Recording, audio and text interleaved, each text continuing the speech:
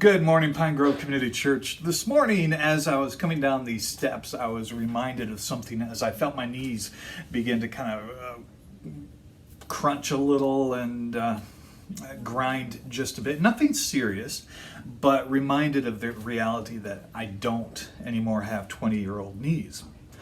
It was just a reminder of the fact that things fall apart. That's the nature of living in a world that's corrupted by sin and evil. Things fall apart, things break, things break down.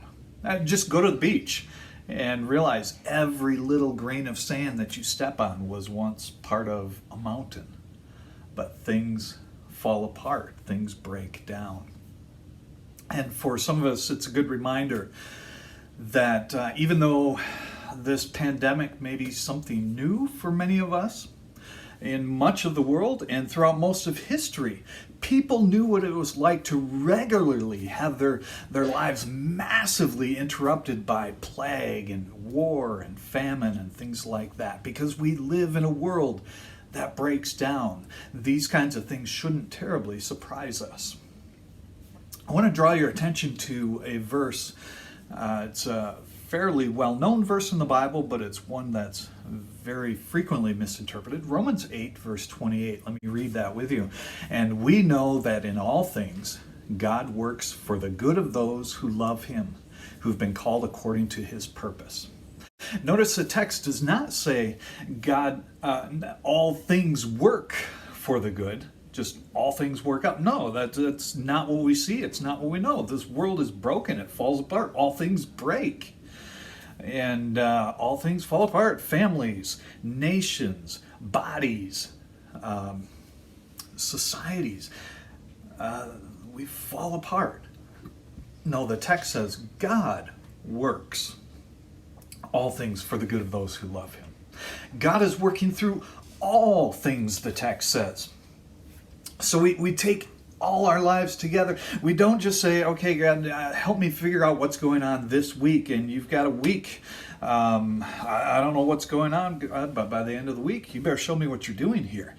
No, don't give God a week. Don't give him a month or a year. God says, in all of things, in order to begin to understand what God might be doing. And we can't just take one sliver of life, one isolated episode, and think, okay, I'm going to figure out what God is doing here. No, God says, if you love Jesus, God is going to work all things together, not just one episode. Now, the text says God is going to work through all things for the good of those who love him. What's the good? Paul doesn't define what good is. So I want to draw your attention back to the Heidelberg Catechism, question and answer 1. Catechism asks, what's your only comfort? And part of that answer is, in fact, all things must work together for my salvation. Salvation is how Casper and Zach are defining good. And we see that in the New Testament. So often in the New Testament, the telos, the goal, the end for the believer is to be like Christ.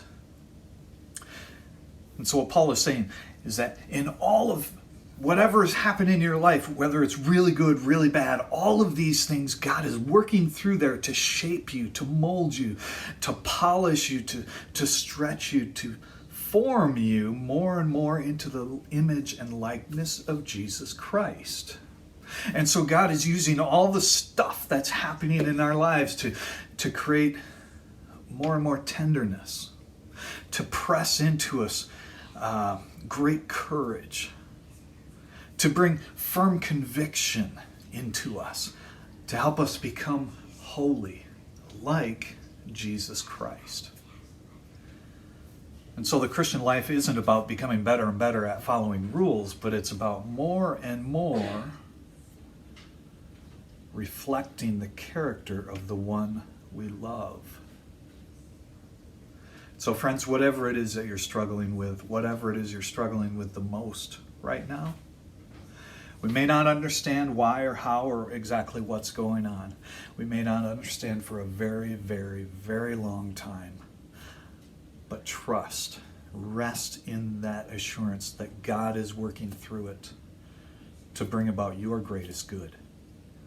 And so until next time, stay connected, stay engaged, check in on your neighbors, and let me leave you with this verse from 1 Thessalonians. May God himself, the God of peace, sanctify you through and through. May your whole spirit, body, and soul be kept blameless at the coming of our Lord Jesus Christ. And the one who calls you is faithful, and he will do it.